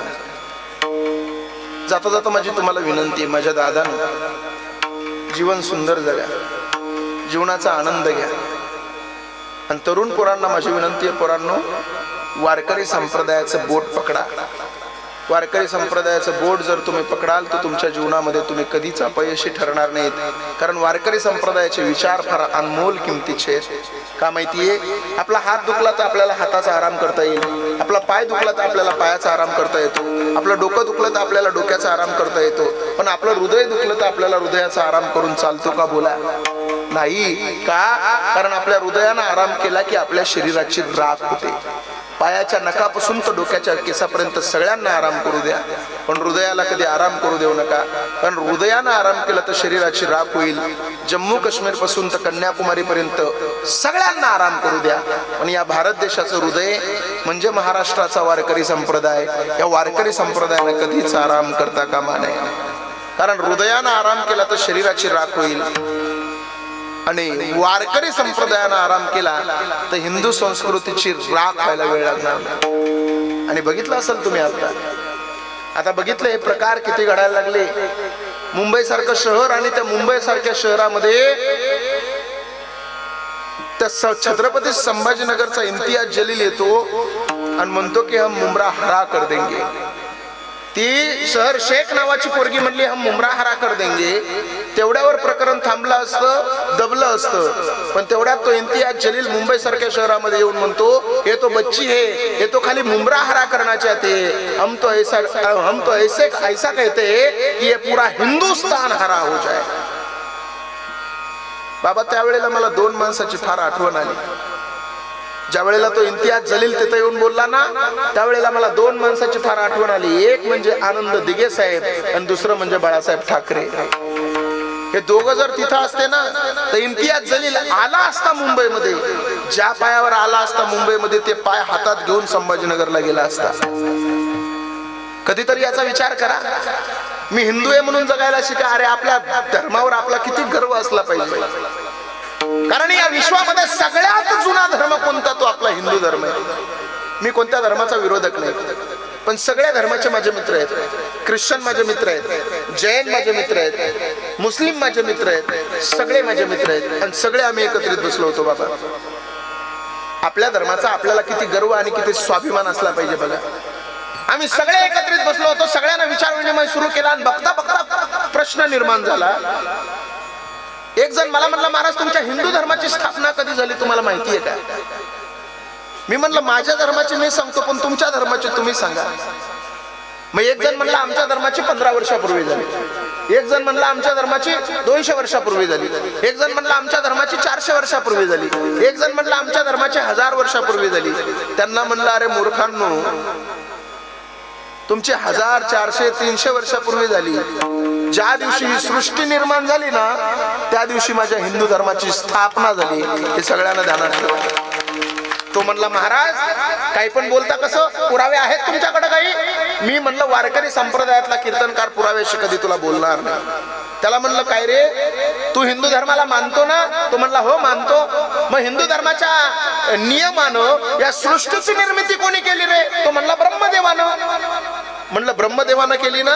आणि हिंदू धर्मातला सगळ्यात महत्वाचा देव कोणता रे? तो म्हणला, प्रभू रामचंद्र.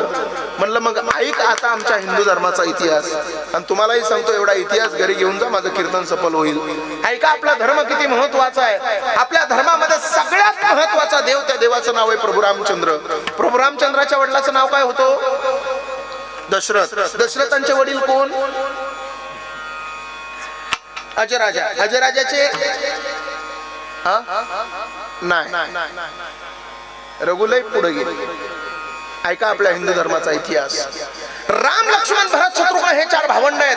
त्यांच्या वडिलांचं नाव आहे राजा दशरथ. दशरथाचे वडील अज, अजचे नभांग, नभांगचे ययाती, ययातीचे नहुष, नहुषचे अंबरीश, अंबरीशचे प्रशुषु, प्रशुषुचे मरु, मरुचे शिग्रग, शिग्रगचे अग्निवन, अग्निवनचे सुदर्शन, सुदर्शनचे शंकान, शंकांचे प्रौद्ध, प्रौद्धचे रघु, रघुचे कुकुत्स, कुकुत्सचे भगीरथ, भगीरथचे दिलीप, दिलीपचे अंशुमान, अंशुमानचे अस्मन, अस्मनचे सगर, सगरचे असित, असितचे भरत, भरतचे द्रुसंधी, द्रुसंधीचे सुसंधी, सुसंधीचे मानधाता, मानधाताचे युनाश, युनाशचे धुंदुमार, धुंदुमारचे त्रिशंकू, त्रिशंकूचे पृथु, पृथुचे अरानिया, अरानियाचे बाण, बाणचे विकुक्की, विकुक्कीचे कुक्की, कुक्कीचे इक्ष्वाकू, इक्ष्वाकूचे मनु, मनुचे कश्यप, कश्यपचे मरीची आणि मरीचीचे ब्रह्मा. ब्रह्मदेवापासून तर राजा रामापर्यंत आमचा हिंदू धर्म आहे. कोणी यायचं हिंदू धर्म. काय झालाय प्रॉब्लेम? आपल्या लोकांना आपण आपला धर्म शिकवत नाही, हा सगळ्यात मोठा प्रॉब्लेम आहे. कधीतरी याचा विचार आपण केला पाहिजे. अरे आपण प्रत्येक आपल्या गोष्टीच्या पाठीमागे शास्त्र आहे, हे अत्यंत महत्वाचं आहे. पुराण जीवनामध्ये 3 गोष्टीचा कधीच गर्व करू नका: सत्ता, संपत्ती आणि तारुण्य. सत्ता, संपत्ती, तारुण्याचा ज्यानं गर्व केला त्याचा महाभारतामध्ये दुर्योधन झाला. आणि सत्ता, संपत्ती, तारुण्य असून सुद्धा तुकोबारायाचं 2 तास बसून कीर्तन ऐकलं, त्यांचा इतिहासामध्ये छत्रपती शिवाजी राजा झाला.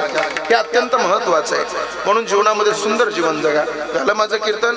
इथून पुढचं तुमचं सगळ्यांचं जीवन सुख समृद्धीचं आनंदाचं जाऊ अशी ज्ञानोबारायाच्या चरणी प्रार्थना करून याच ठिकाणी सेवेला विराम. काही चुकलं असेल तर माझं मला परत करा. जे चांगलं असेल तर नक्की घरी घेऊन जाण्याचा प्रयत्न करा. पुनश्च एकदा उभा राहिलेल्या सगळ्या गुणवान माझ्या गुरुबंधू, माझे गुरुतुल्य असणाऱ्या सगळ्या मंडळीला मनापासून धन्यवाद. आणि याच ठिकाणी सेवेला विराम. सूचना देईपर्यंत कोणीही जागा सोडू नका. माझ्या कीर्तनातला नियम आहे. सूचना द्यायच्या अगोदर जर कोणी जागा सोडली आणि मंडपच्या बाहेर गेलं आणि जर त्याला काही झालं तर त्याला जिम्मेदारी माझी नाही. अवलय नमुन्याची लोक भेटतात महाराज मला कधी कधी. खरं सांगतो, इकडं जय विठ्ठल होतं का नाही तर नवी चप्पल घेऊन कोणीतरी पळून जातं. आणि माझी तर आज 4थी चप्पल आहे या महिनाभरातली. कोणतरी चांगली बघून घेऊन जातं बघा.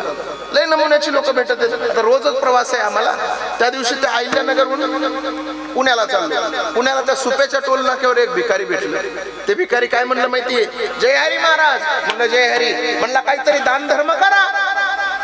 मी म्हणलं अरे माझ्या गाडीमध्ये सुट्टे पैसे नाही. तो भिकारी मला म्हणला मग फोन पे करा. भिकारी म्हणला फोन पे करा दादा. भिकारी म्हणला फोन पे करा. मी मग 10 रुपये फोन पे करू नाही टाकले. तो म्हणला 10 रुपयावर जमणार नाही, अजून 10 रुपये करा. मी म्हणलं आत्ताच 10 दिले ना, अजून 10 कशाला? तो म्हणला माझ्या मैत्रिणीला. म्हणलं भिकाऱ्याला पण मैत्रीण असते का रे? तो म्हणला तिच्यामुळेच भिकारी झालोय. म्हणून द्या. काय करता, नमुन्याची लोक भेटत आहेत, काही सांगता येत नाही महाराज. इथे माईक सिस्टम वाला आजचा चांगला आहे. 2 दिवसापूर्वी शिवजयंतीचं कीर्तन होतं माझं. मी एका माईक सिस्टम वाल्याला म्हणलं ट्रबल वाढव रे. तो म्हणला नरड्यातून काढा. नरड्यातून कुठं ट्रबल काढता येतोय का मला? म्हणून खूप सुंदर वातावरण आहे. आता उद्यापासून थोडीशी पब्लिक वाढायला सुरू होईल. आज पहिला दिवस आहे, त्याच्यामुळे कदाचित पब्लिक कमी आली असेल. उद्यापासून नक्की वाढेल. उद्या तुम्ही येताना 1-1, 2-2 जण सोबत घेऊन या. आणि जरी नाही आले तर झोपेतून ओढून आणा त्यांना, पण मंडपात येऊन बसवा. माझी एवढी विनंती आहे, कारण लांबून कीर्तनकार येतात. कीर्तनकार आल्याच्या नंतर त्यांच्या समोर त्यांना पब्लिक दिसणं अत्यंत महत्वाचं आहे. म्हणून मनापासून धन्यवाद देतो. आज पहिला दिवस आहे. आज पंतरवाळी तुमच्या समोर हजर केली आहे. उद्यापासून कोणी मीठ टाकणार आहे, कोणी भात टाकणार आहे, कोणी जांभून टाकणार आहे, कोणी वरण टाकणार आहे.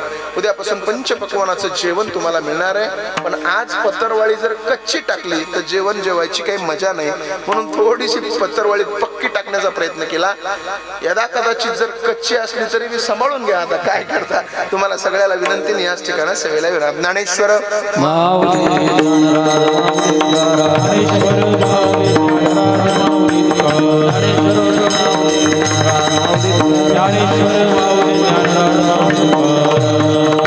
विठ्ठल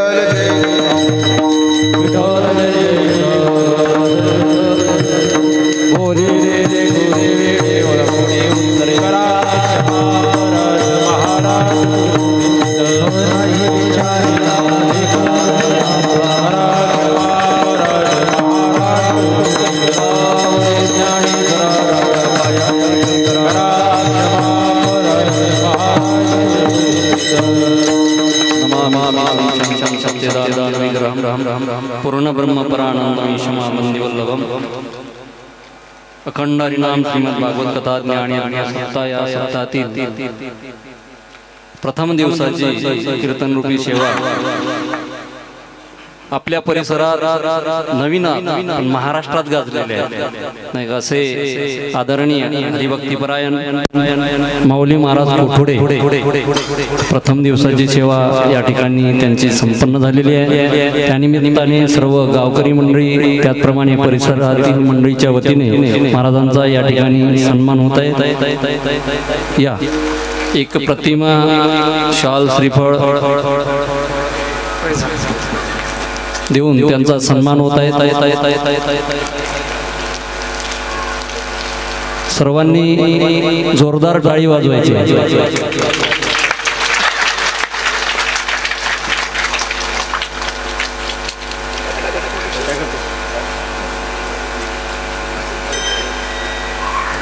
पुंडलिक वरदारी विठ्ठल श्री ज्ञानदेव तुकाराम माऊली ज्ञानेश्वर महाराज की, जगद्गुरु तुकाराम महाराज की जय.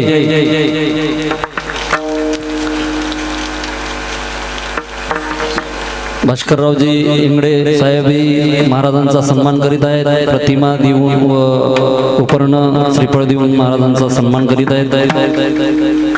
उद्याचे कीर्तन श्री हरिभक्तीपरायण भूषण महाराज सिंगारवाडे अमरावती यांचा आहे. त्या अगोदर दररोजचे जे कार्यक्रम आहेत उद्या